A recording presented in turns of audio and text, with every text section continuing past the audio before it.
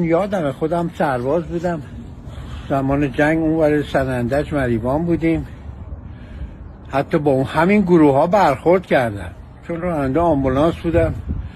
جنازه ها رو از تو منطقه بعد مثلا یه وقتی هم پیش می آمد می بردیم سنندج، پادگان سنندج تحویل میدادیم. شب ساعت 5 اختیار دست جاده دست اونا بود تا خود صبح. می ترسیدن،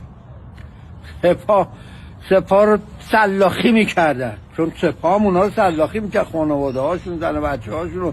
فجایعی تو کردستان رخ داده، خبر نیست. تو شمال ایران مخصوصا خطه مازندران، حالا بعدها داستان هاشون میاد رو، برای اینکه اثر قدیمی های زمان شاه خودشون رو پاک کنن. خیلی خانواده های رو دست جمعی کشتن و دفن کردن.